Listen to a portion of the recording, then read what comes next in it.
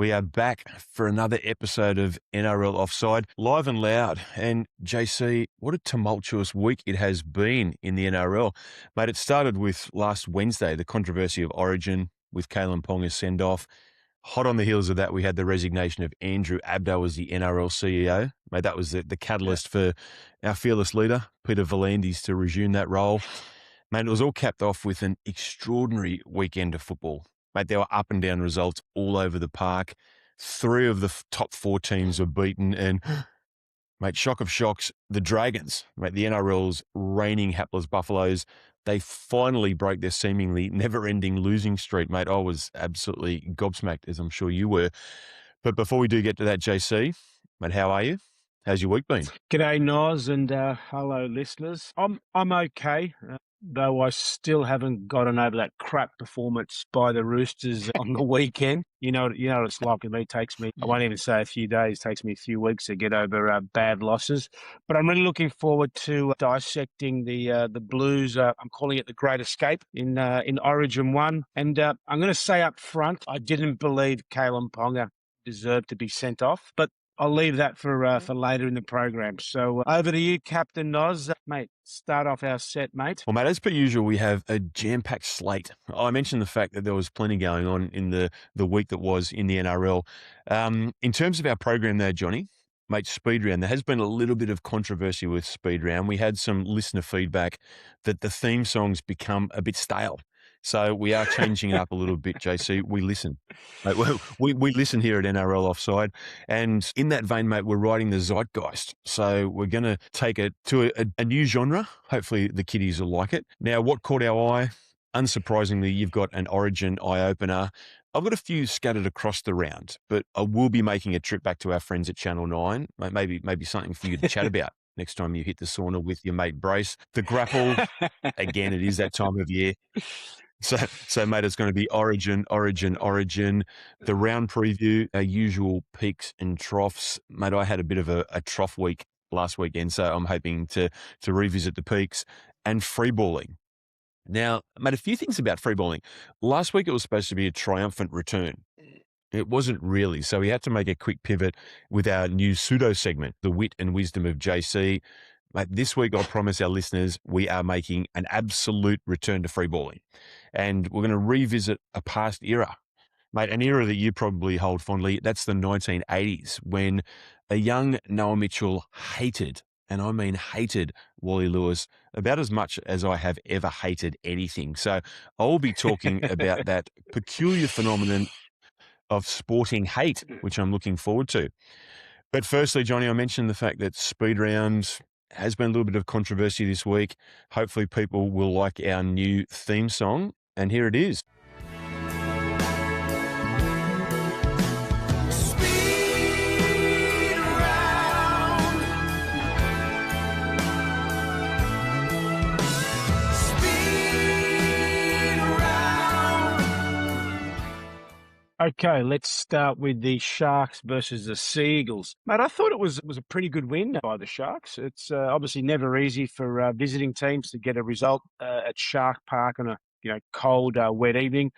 I thought Braden Trindle was very, very good, like he's been for pretty much most of the season. And that try that he created for Billy Burns with that kick was pure class. The Seagulls they had some key outs because of Origin, but look, regardless, they made plenty of errors throughout this game, which obviously didn't help their cause. It's going to be interesting to see now whether the Sharks can finally put back-to-back wins together, which has obviously been their sort of Achilles heel this season. And now they've actually got to do it without Braden Brayley for an extended period. I believe the young man has broken his arm, so tough luck there. Let's move to the Knights versus the Eels. Mate, well done to the Knights. That's now 4 consecutive wins on the trot, and I think they're now starting to show some genuine momentum. That Dylan Lucas, mate, he was an absolute standout. I'm actually trying to find a comparison with this guy, who he sort of reminds me of. Look, Bradley Clyde's a little bit far off, but I don't know, is it a Steve Simpson? There's just something about the way this guy runs lines. He's brilliant, and he's having a great season. And I reckon he's pretty damn close to getting to that Blues starting 17. But your Eels, I actually thought they were quite brave, mate. They never gave up. Mm. Every time it looked like the Knights were going to skip away, mate, the Eels jagged and try to claw it back just to make that contest a little bit closer. Let's go to the Tigers versus the Bulldogs. Now, mate, the Tigers got off to a flyer. Obviously, they had Jareen Buller and Appy returning to the team. And at one stage, I actually thought they were going to run away with the game. But credit to the Bulldogs. They fought their way back into the contest, and for a period in the second half, I generally thought that, mate, the Doggies were going to come over the top of the Tigers. But then the Doggies had a couple of controversial calls go against them. Not sure what you thought, but that Josh Curran charge down in the subsequent try, mate, that was a tough one. But obviously, having a look at the rules, and they are the rules, apparently touching the kicker is a no-go, even though he just sort of touched him by a whisker. But look, well done to the Tigers for hanging in there when obviously the momentum shifted big time.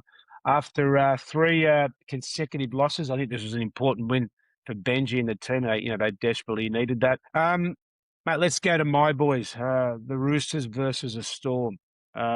Mate, how can I put this? The Roosters are absolutely dreadful. I've got to be upfront. I really thought the only players that could hold their head up high was probably Robson, and he was coming back from Origin, and I thought Hugo Savala was good for the Roosters. Mate, the rest, they just didn't turn up. I know that the Roosters had some Origin players returning, but, mate, they were all disappointing. And I've got to be honest, that was DCE's worst game in the Roosters' colours this season. Mate, Melbourne, on the other hand, they weren't at their best, but look, they completed at a pretty high rate. I think I read a stat they completed at nearly 95%. They controlled the game and really rode the victory on the back of that, mate, that outstanding performance from their fullback, Sua Fa'alongo. Mate, that guy was absolutely incredible. His running meter stats were off the chart. I think he nearly got close to 350 meters. And if you put that into perspective, Teddy, who we all know is a 200-plus meter man, mate, he ran for 77 meters.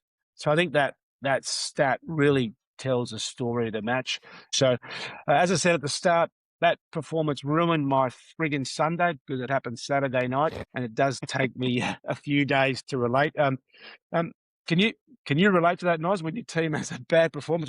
Is that week to week for you, mate? Mate, I can't relate when my team has a good performance. That's the problem that I have with Parramatta, and particularly over the last couple of years. Okay, mate, on to Broncos versus Dragons. On his first solo album after the breakup of the Beatles, George Harrison sang All Things Must Pass. Well, mate, on Sunday, we saw the NRL equivalent with the bedraggled St George Dragons finally entering the winner's circle after a losing streak that had stretched 295 days and 15 games. In an inspired performance, the Saints ran in 5 tries and saw off a late Broncos flurry to get their first earned 2 points of the season. As for Brisbane, the game must have had Michael Maguire chanting Gurave Name, if not outright asking, what is life? After 4 straight losses, his defending premiers are now sitting at 11th and looking decidedly peaked. But, JC, guess what? At this point of the season, 2025, the Broncos were in exactly the same position, and we all know what that led to. Raiders versus Cowboys. If the performance of the Broncos had their coach chanting soothing mantras in the back of the box to try and calm himself down, then Todd Payten will need a stint in the monastery after this one. Yes, the Raiders' potent spine, led by Strange and Weeks, finally rediscovered their mojo, but the Cowboys played like a team who had been told that defence was optional, missing a staggering 61 tackles. If anything, the 26-12 scoreline should have been even more lopsided. If North Queensland defended like an under-12 team, then Ethan Strange also kicked like he was 11 years old, managing a measly 1 from 6 attempts. Quite frankly, it saved an even bigger embarrassment for the men from the far north. Penrith versus the Warriors. In a somewhat unlikely pivot from George Harrison to Vanessa Williams, we certainly saved the best till last with this one. What a game. These two teams may have been missing their origin stars, but they still had a ding-dong battle at CommBank to remind the rest of the competition what true contending looks like. This was one of those games increasingly rare in 2026, where defence met attack on level pegging, and it all came down to a last-ditch Penrith defensive stand. And notable mention to two Panthers. The first, Paul Alamotti, who shrugged off his costly error in the 58th minute and a gobful from ex-teammate James Fisher-Harris to cross for the winning try. But the real star for the Men in Black was the very player who was overlooked for your Teddy. To quote you, JC, Dylan Edwards was 11 out of 10 with a performance that combined leadership, courage, and straight-up elite play. Well, there we go, JC. Speed round, mate. Again, I'm not entirely sure it was a speed round, but plenty to talk about. As I said, it was a fantastic weekend of football. And, mate, with that in mind, what caught your eye? Mate, what caught my eye actually came out of the Origin game, so no surprise there. It was actually the performance of the debutants in this game. So for the Maroons, Sammy Walker, mate, I thought he was outstanding. That first half was magical. Sammy Walker, and for me, I thought he was the best player in the field in that first half. That grubber kick for Toya's try was vintage Sammy, and we've obviously seen him produce those types of plays for the Roosters week in, week out. For the Blues, mate, Ethan Strange was unbelievable. That was a great debut. I thought he was probably unlucky not to get man of the match, to be honest. Even though Sammy Walker was the best player in the first half, I thought that Ethan Strange was clearly the best player in the second. He was quite brilliant. Then there were two debutants off the bench that I thought were sensational. My man, Victor Radley, I know he copped a little bit of controversy in terms of his selection, but clearly, mate, this guy belongs on the Origin stage. Along with Cam Murray, I think we'll all agree. These two really helped change the tempo of the game for New South Wales when that came on. And look, they brought a lot of energy and aggression.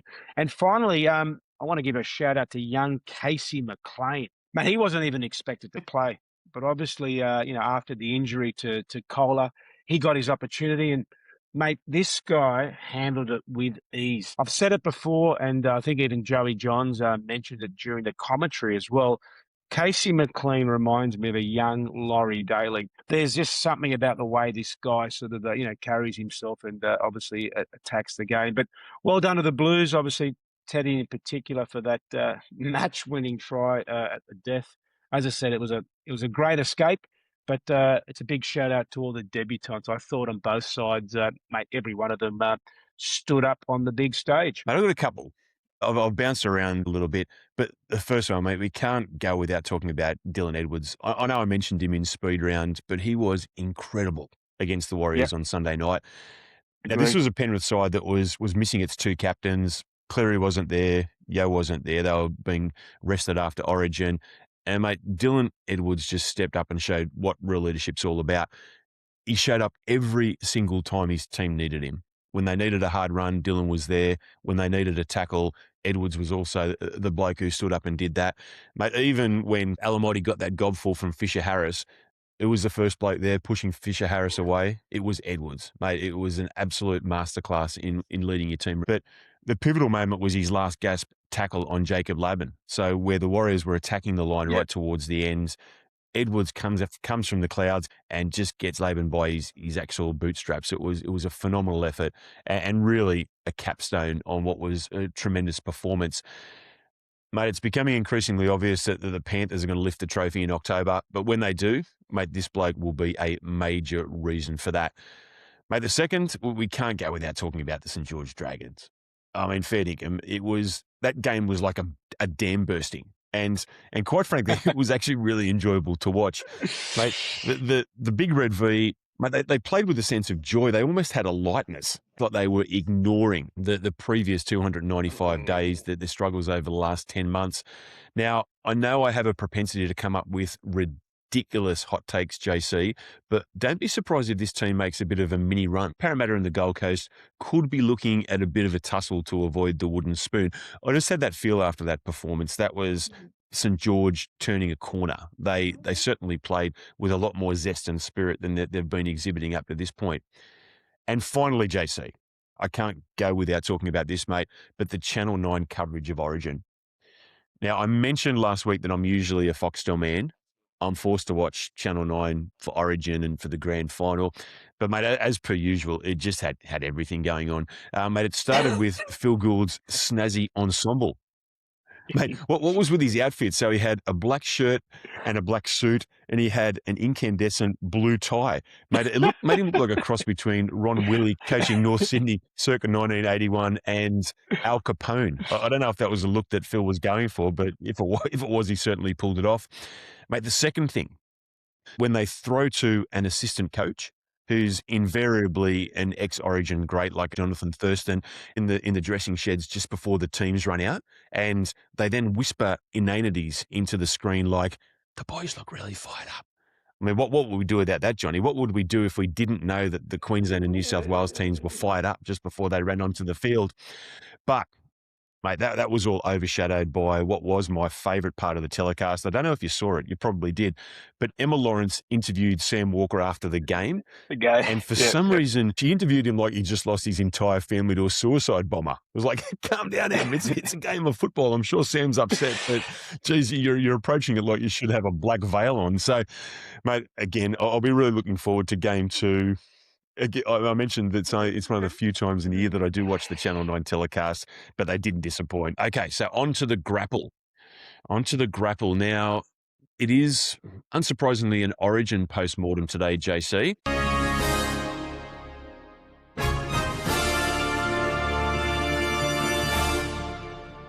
So what do you think? What were your thoughts about the game? Look, I mentioned it earlier, and it was clearly a massive, lucky escape, great escape by the Blues. But look, let's start off with Kalen Ponga's send-off. As I said at the start, I really didn't believe this was a send-off offence, to be honest. And look, I thought a sin bin was sufficient. My reference point is Joseph Suwali's tackle on Reece Walsh a few years ago in the Origin game.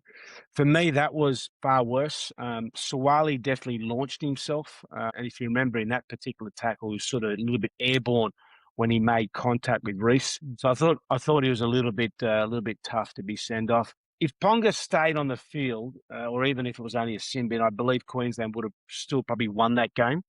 So the Blues were pretty fortunate to have him off. I think it was for the last 27 minutes.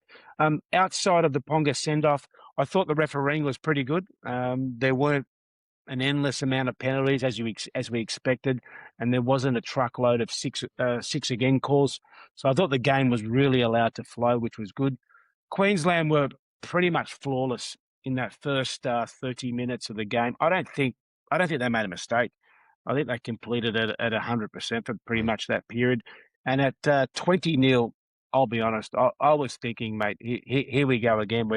We've seen this movie before with Queensland. I thought the Blues starting front rowers, mate, they were beaten pretty early and really didn't aim up.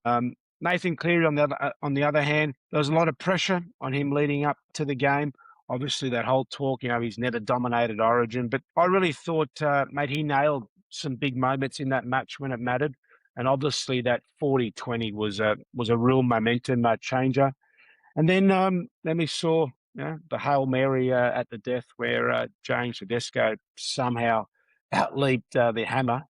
He sort of regathered. He's spilling the ball over his head, and then he plants the ball down for the match winner. That was truly epic, to be honest. And what a way to finish the game. But as I said earlier, if the Maroons had if it was 13-13, I really thought Queensland were cruising to a victory. But bring on game 2. My early prediction is that the Blues will wrap up the series. Hopefully, they'll learn a lot from this performance. And I'm actually predicting New South Wales will win game 2 comfortably in Melbourne. There you go. Mate, I'm going to build on a couple of your points and disagree with a few of them, but first and foremost, Origin really disappoints. It was a really exciting game of football. It was also a strange night of football. New South Wales were dreadful in the first half. Mate, mistakes galore coming out of their own yardage. Mate, it was probably the worst game I've ever seen from Brian To'o, and Stephen Crichton wasn't too far behind. They just couldn't hold on to the ball and kept heaping pressure upon New South Wales. Queensland, on the other hand, you mentioned Sammy Walker. Mate, he led them around the park very, very nicely. Every time New South Wales made a mistake, Queensland took advantage of it. And, mate, they ran in some pretty slick tries in that first 40 minutes. But the second half, mate, it was a completely different story. Queensland just stopped playing. Even before Ponga got sent off, they were absolute bystanders. Now, New South Wales weren't great. I think everyone will remember Teddy's pass to Hamoli, which literally looked like he was playing in the under-9s, but you can't pass from left to right, Teddy. But again, to give Teddy his due, it did take some magic from the Roosters' number one to get New South Wales over the line. But I think a lot of that was due to Queensland. Again, they just didn't seem to turn up for the second stanza. Now, I do have a few things, JC, and I mentioned that it's going to be building on some of your points. The first thing is we saw the difference between Nathan Cleary and Sam Walker outlined in pretty stark terms. Now, I know Walker is a Roosters boy, and I'm pretty high on him as well, but he didn't knuckle down in that second half when his team needed him. Cleary is the exact opposite. For the first 60 minutes, Nathan didn't do much, and then when New South Wales needed him, in the pressure moments in the last 20, mate, he turned that game around. It just showed the difference between what Nathan Cleary is, probably the preeminent player in the game, and what Sam Walker is at this particular moment. The other thing was Munster. Do we need to have a conversation about Cam Munster? He was the worst player on the field. Missed tackles, wrong options, constant mistakes.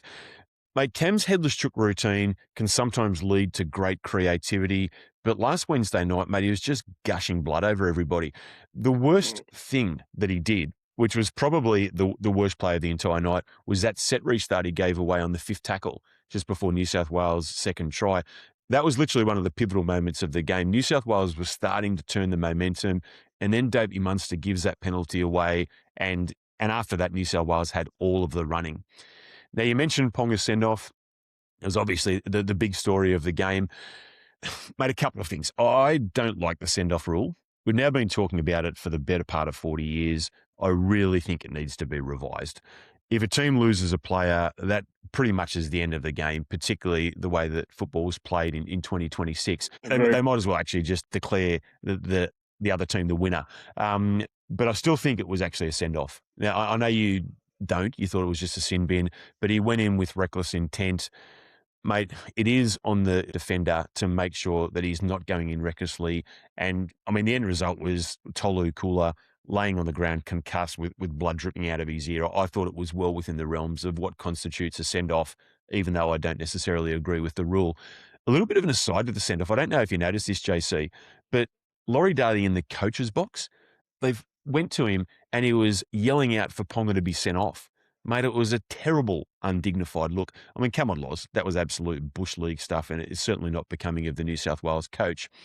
Now, the final couple of things, JC, mate, this is the thing that the Queensland supporters just live for. They will be foaming at the mouth after that. And you've probably heard it from a few of your Queensland friends. Mate, they'll be talking about Southern conspiracies. They'll be bringing their usual brand of isolationist. I was going to say hillbilly, JC, but I restrained myself. That sort of us against the world nonsense that they come up with. Mate, I would not want to be running back the first kickoff in game one if I was the New South Wales prop. And finally, JC, the man of the match. It wasn't even close. Mate, it was our dear mate, Mick Mancuso. So Mick was actually sending us updates on our WhatsApp group during the day. Mate, he started at a pre-match function at midday. He went to the game and kicked on. And, mate, he was somehow still coherent enough to be sending text messages to the group at 10:30 p.m. He is either a fabulous drunken texter, has a superb pissed gibberish to text app, or is the greatest drinker we've seen since Oliver Reed. So, Mick, mate, the NRL offside team salutes you, brother. It was an awesome effort. Great work. Okay, so, JC, on to the round preview. I mentioned the fact that we had some peaks, and I certainly had some troughs with my tipping last week. But what have you got for us this week, mate? Okay, let's start with the Sea Eagles versus the Rabbitohs. Look, I'll say straight up, I think the Eagles will be far too strong for the Rabbits at 4 Pines. Especially they're going to most likely welcome back their Origin duo Kohler and Holy Moly. I think I read somewhere that Manly are asking for an exemption for Kohler to play, so I think that's probably going to happen. I'm also hearing that Latrell Mitchell is going to be now sidelined, obviously for this game, but very likely he's not going to be available for Origin 2 as well. So bit of tough luck there for the Blues. And is this that little period where, Latrell starts to miss a few games? Because he had a pretty good run up until now. So, yeah, I think the Rabbitohs without Latrell will struggle over there at 4 points. So go Manly. Mate, I actually think there were some concerning signs for Manly against the Sharks and even the previous week against the Titans. I know they were missing Kula. I know they were missing Olakawadu, but they didn't have any attacking strike whatsoever. I also think the true test of Fosball starts now. So they've had that bounce from a new voice in the dressing room. Now it's time for them to knuckle down to the weekly grind of the NRL. And this would be a really good test for them this week against the Souths team that, mate, I mean, let's face it, this South team isn't so much stuck in second gear. They're playing without a gearbox at the moment. They're just so up and down. It's ridiculous. I actually think as well this game will be a good gauge as to how these teams are going to go for the rest of the season. I'm tipping the Seagulls, but mate, I'm only tipping them because they're playing at home at Brookvale, where they've traditionally been a hard out. Let's go to the Storm versus the Knights. I'll start by asking this, mate. Are the Storm about to go on a run towards the finals? Mate, I've got a feeling yes. And the reason why I say yes is that obviously they beat my boys on the weekend. It wasn't a great performance, but there was one little moment where they went to the Melbourne bench, as in the injured players bench, and there's still some big names to come back. So I think if they get a few of those boys over the next few weeks, I think Melbourne will make a charge, no different to what the Panthers did last year.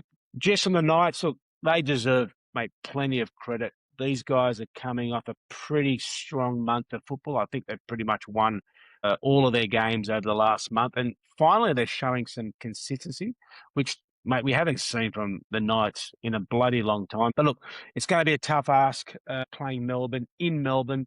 We all know their systems, their experience is pretty good. So I think they'll probably just have a little bit too much class.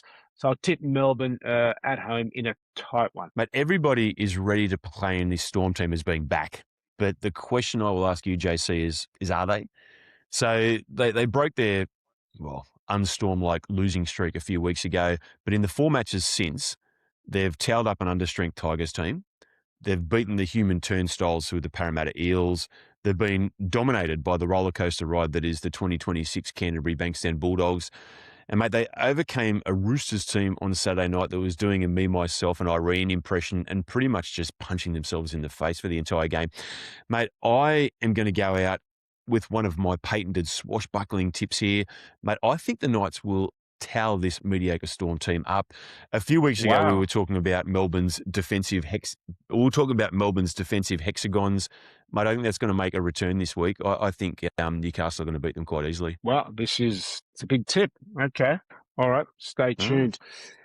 Let's go to the Raiders versus my boys. Look, I'll say it from the start, mate, if the Roosters continue to make these huge number of errors per game and have friggin' no respect for the football, I actually think that the Raiders will win this one comfortably, especially in the cold conditions of Canberra. Look, I'm hoping the Origin boys from the Roosters really respond because, as I said earlier, they were way, way below their best last week against the Storm. The Roosters need, especially their senior players, to lead from the front. And as I said, I don't want to see another performance like they played against Melbourne. The Raiders, meanwhile, they come into this clash with a bit of confidence after a pretty strong win over the Cowboys. I'm not saying they're back, but you're starting to see some signs. But look, as always, I'll tip my Roosters. I'm not hugely confident. But I hope they play a lot better than they did against Melbourne. And look, they owe their fans a much better effort this week. And I'm going to really bring it back to some of those senior guys because they really disappointed last week. So go my Roosters. Mate, you like the sound of this. I think the Roosters are going to get them here. Canberra, they played a little bit better, but mate, the Roosters are not going to miss 61 tackles like the Cowboys did. So I am going with your chooks this weekend, mate. I like it. Let's move to the Broncos versus the Titans. I'm still in shock, to be honest. The Dragons beat the Broncos up there in Suncorp. But look, you predicted it, mate. So it was always a chance. Clearly, the biggest boil over of the season. Look, the Bronx, they're clearly going through a pretty big mid-season slump. I think they've now lost 4 in a row, and that sort of confidence that they had earlier in the season has definitely disappeared. Mate, because of that, I'm actually giving the Titans a genuine chance in this one. Look, they haven't been a consistent side either, to be honest. But if Brisbane's form continues to slide, I actually think the Titans are more than capable of causing an upset up there. But look, will the Broncos lose 5 in a row? I don't think so. So I'll go for the Broncos. And if they do lose, you can just imagine the spray from Madge in that dressing room after the game. I think we saw a little bit of it over the weekend against the Dragons. Mate, he will go nuclear if they lose 5 in a row on the weekend. So I'll go for the Broncos. But I've gone for the Broncos as well. But as you said, it's not a confident pick. A couple of things about the Broncos. They seem to have those patented Maguire mid-season heavy legs. I don't know if they're doing a lot of heavy training at the moment, but they just seem a little bit listless. And Reece Walsh, again, I know I was baying for him to be put into the Queensland Origin team. Mate, if Cam Munster's a headless chook, mate, I don't know what we can possibly say about Reece Walsh at the moment. He was all over the place against St George on the weekend. Local derby, again, the rules often go out the window, but I still think the Broncos. I just can't get off these Broncos. I just get a sense that they're eventually going to turn it around, and mate, the Titans are the perfect team to do that against. Let's move to the Tigers versus the Panthers. Look, that was a good effort from the Tigers last start. Mate, they deserve a bit of credit for getting back on the winner's circle after a few losses. But look, I can't see an upset happening against the Panthers, especially with the big Origin boys coming back for the Panthers with Cleary, Yo, etc. I think the Tigers will probably compete hard for a period of time, but I think over the 80 minutes, Penrith's class, experience, they'll just be too much. Mate, this game almost got game of the round status. The Tigers are starting to show what they're good at. They're young, they're full of running, they've got mobility, they've got creativity. Yeah, they got over the line against the Bulldogs with one of the dumbest calls I've ever seen. That Josh Curran charge down, mate, I thought it was ridiculous. But they still showed a bit of resolve. Saying that, though, mate, we mentioned the Panthers. Mate, I think this team is unbackable for the competition. It would take an 07 New England Patriots level boil over for this team to lose the comp. I think this game will be close, but I can't see the Panthers losing. Let's go to the Sharks versus the Dragons. Bit of a local derby down in the south. Mate, as I said before, I was really happy for the Dragons to finally break through for their first win of the season. And I'll say it loud now. Credit for you, mate, for picking that boil over. It's probably going to be your biggest tip of the season. Mate, the Sharks will probably start favourites, as you'd expect, but I'm actually thinking the Dragons are going to trouble them. They'll take a bit of confidence out of last week's performance. And I think you hit it on the head last week. They definitely played a different style of game, especially the two halves. You could see they were willing to try different things outside of their normal boring attacking play. So hopefully they come with that sort of freedom this week. And I'm actually going to pick the Dragons by a whisker over the Sharks because I'm just not convinced with the Sharks. I know they have a couple of good wins, but then they have a couple of good losses. I've got a feeling that the Dragons will get them. There you go. There's my big tip of the week. Mate, that is a big tip. That's a very brave tip. And mate, I think it underlines a couple of things. Firstly, the local derby. Mate, for some reason, the Dragons-Sharks games are always the most spirited of local derbies. These teams genuinely dislike each other. I can't see the Sharks losing, though.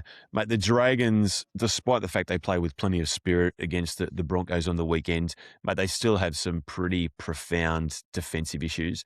In the middle, on the edges, mate, I think the Sharks would be too good for them, to be honest with you. All right, let's go to the Bulldogs versus your mob, the Eels. When I was thinking about this game, what came to mind first up is, mate, it's probably anyone's guess who's going to win this one, to be honest, based on a little bit of their season and their form. I actually thought the Bulldogs had turned the corner a few weeks ago when they came back to beat the Storm.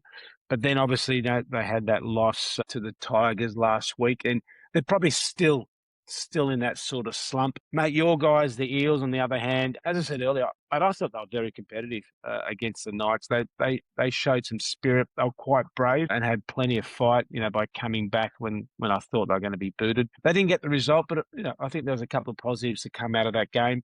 This is a huge rivalry game. Bulldogs and Eels. We always think back to the 80s. I actually think it's going to be a pretty good contest, to be honest. And wait for this. I'm going for your team, Noz. I think the Eels will beat the Bulldogs. There you go. Well, thank you for that, mate. Last week, the Pat Bell theory that Parramatta always win when I tip against them went out the window. So that's actually a bit of a load off my shoulders, JC. I can be a little bit freer with my tips about the Eels now. Mate, Parra were resilient against the Knights, like you mentioned it, but both teams were really mistake-ridden. And I mentioned the fact that I thought the Bulldogs were a little bit unlucky. They showed some real attacking potency on that Jerry left edge. They probably didn't get the ball to him as much as they should have, but still, that looks like it's really dangerous on that left side. But JC, mate, both of these teams are bottom 8 teams, and I'm just picking this one by the numbers. We beat the Dogs at home. I think the Dogs will beat us playing at home.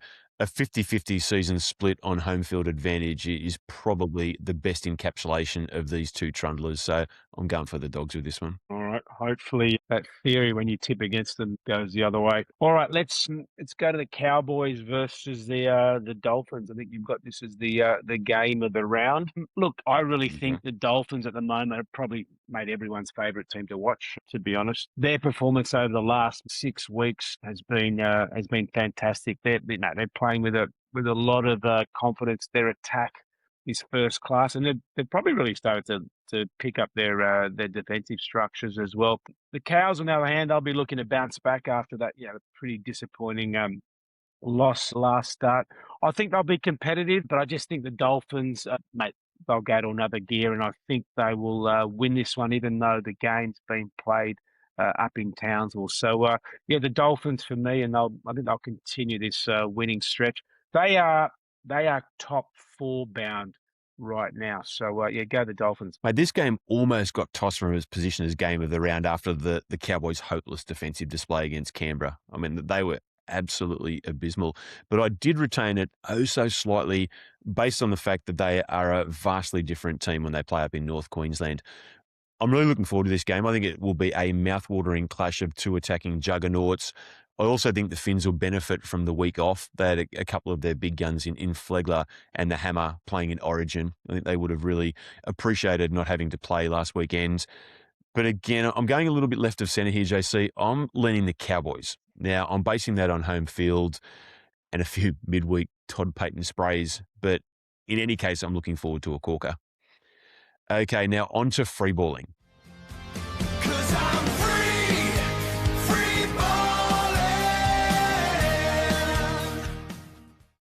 We mentioned at the beginning of the program, JC, that it wasn't quite a return to free balling last week. So we had the wit and wisdom of JC. We're not going to have the wit and wisdom of Noz. That would be false advertising if I've ever heard of it. But, mate, it is back this week, and mate, it has a decidedly Origin theme as well, and it's about sporting hate. Now, At this time of year, JC, we hear a lot about hate. The Maroons hate the Blues hate the Maroons. Mate, a couple of years ago, Joey Johns didn't speak to his brother for a couple of months because Matt had tipped Queensland, so Joey hates the Queenslanders, even hates when his brother tips them. Mate, we hear it all at this time of year. And but it took me back to my own journey with sporting hate, which also has a decidedly Origin flavour. Now, it goes back to the 1980s when Origin was grabbing the attention of the Australian sporting public, and it concerns the greatest Origin player of all time. And just note that I said that, JC, Wally Lewis. Now, Probably a little bit like yourself, I was in my early teens when I started paying close attention to the game, and that coincided with the period when Lewis, and arguably Origin, was at its absolute peak. Mate, for those who can remember, and God, I can remember, mate, Wally was incredible in those games. Setting up tries, scoring tries, kicking with pinpoint precision, putting blokes in the next week with bone-crushing tackles, leading his team from the front. Mate, he pretty much did it all. Now, because of that, JC, I hated Wally Lewis. Mate, it was with an absolute passion. The 13-year-old Noah used to turn incandescent with rage every time that swaggering bald bastard led his team across the field and left New South Wales left New South Wales languishing in the dust. But JC, mate, he wasn't the only one. I hated the 1980s Canterbury Bulldogs, especially Peter Kelly. I hated Bob Fulton. Geez, did I hate him?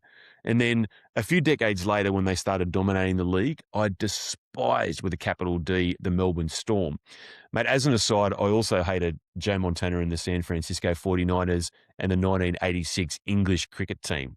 Again, hated them. And why did I hate them, JC? Why did I go to games and yell profanities at people, perfectly reasonable good blokes, simply because they were wearing blue and white? Mate, why do I still spend hours arguing with old schoolmates about the 84 Bulldogs wearing fiberglass shoulder pads in the grand final? I mean, for God's sakes, Johnny, why don't I expend my hate on things worth hating, like the Ebola virus or the creeping march of fascism in Eastern Europe or Meatloaf albums? Now, mate, all of that got me thinking about what goes into sporting hate and why it is such a powerful force. Now, a big part of this is the passion that we have for our own teams, mate. We see it week after week with your pro Roosters ranting. In our first episode, I mentioned the great Jurgen Klopp aphorism: sport is the most important of the least important things. Mate, a truer thing's never been said, but mate, when you're in the midst of watching your team play a big game, it seems like it's more important than opening the Straits of Hormuz. Mate, it's only natural that part of that passion is channeled into a distaste for the opponents, particularly if those opponents are good and really stretching your team. But, mate, that's not all. There's a couple of other variables that get thrown into the mix. There's the rivalry element, something which is triggered by history, geography, the quality of the opposition. Perhaps the best example we have in the NRL is the Rabbitohs and the Roosters.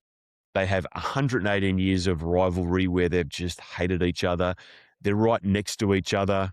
And particularly in the 2010s, and probably numerous times in the past, they've stood in each other's way for premiership glory. But, mate, they're far from the only ones in the NRL. There's the Eels Dogs, the Dogs Saints, the Sea Eagles Sharks, the Broncos Cowboys, the Knights Sea Eagles. We talked about the Saints Sharks this weekend. But finally, JC, mate, there's a couple of things that influence sporting hate that seemingly run in opposite directions. The first, there's often something about a team, a player, or a coach that just rubs you the wrong way.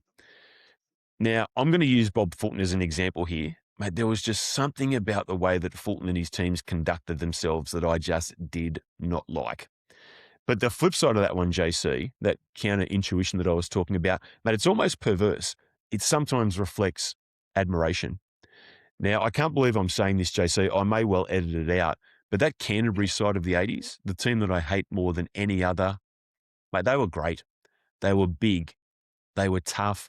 They were team first. And, mate, arguably they were the most important side in the history of the game when it came to their influence on the sport, which, just as an aside, is a subject for a future freeballing. Mate, the same with the Melbourne Storm in the 2000s and the 1980s San Francisco 49ers.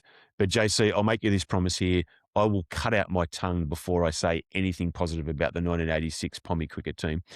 Now, in terms of hating them, we hate them in a lot of circumstances because they actually resonate with us and they're doing it while they're beating our beloved teams. Now, all of that brings us back to Wally Lewis. Now that the passion of 80s Origin has subsided, I actually regard him as the greatest footballer that I ever saw. Mate, I was at the Centenary Test in 2008, sitting in the Daily Messenger stand, somewhat appropriately, and he was the player from the team of the century that I cheered for the loudest.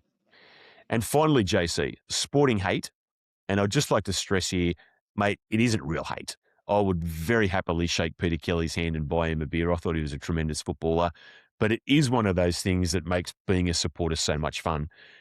Now, JC, mate, you are much more of a lover and a fighter, but who is your biggest NRL or sporting hate? Mate, I've got to start. That was one of your best work all year. That was absolutely brilliant.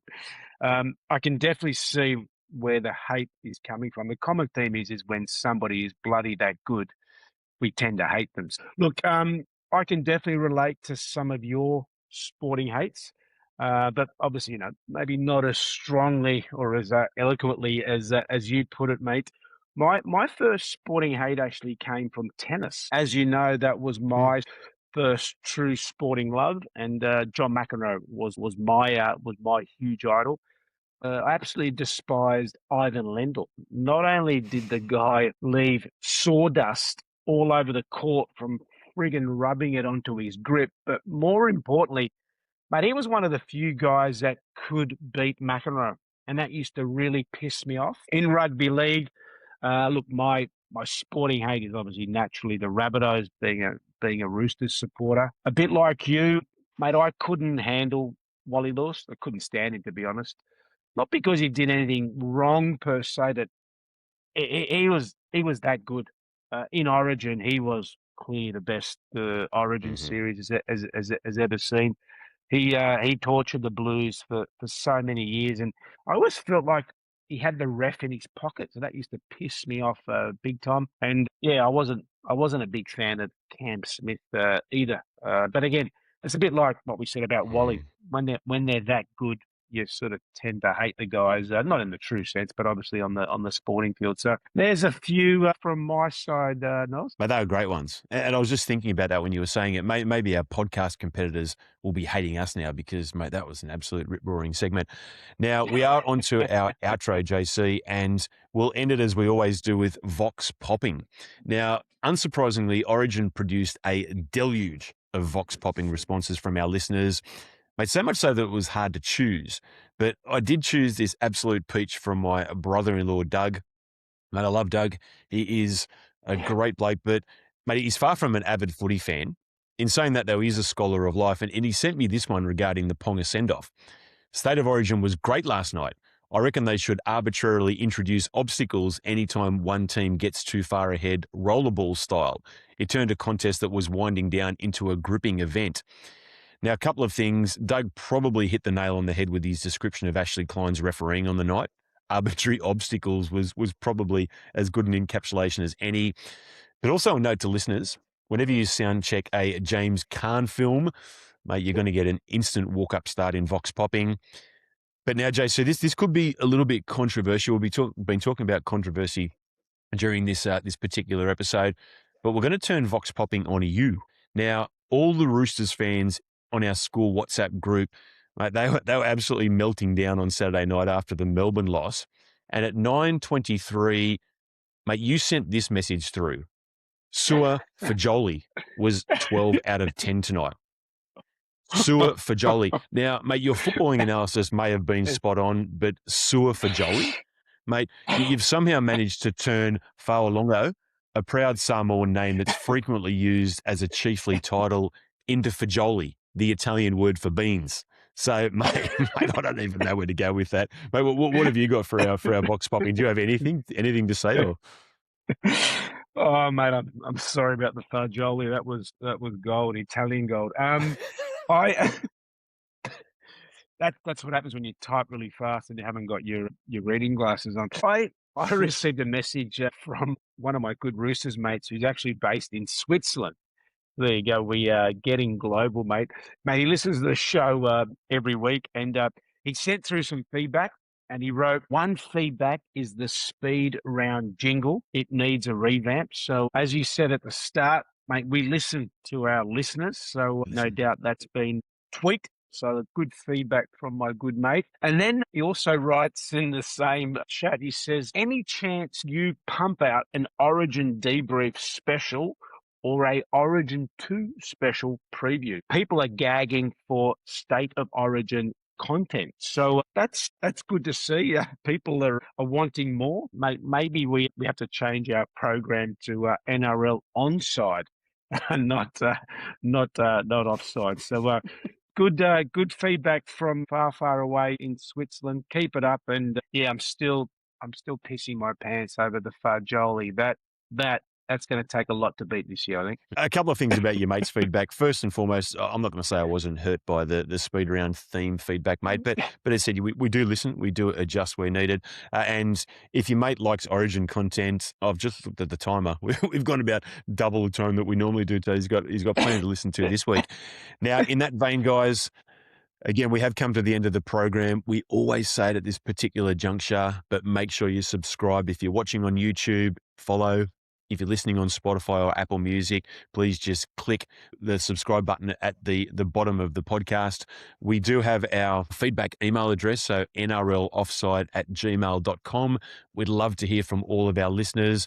But guys, it is time to wrap this up. So JC, as always, mate, thank you very much for another fantastic week of NRL Offside. And yeah, see you later, listeners. Hopefully catch you at the same time next week. Stay well, everyone. Look forward to next week's show. Cheers.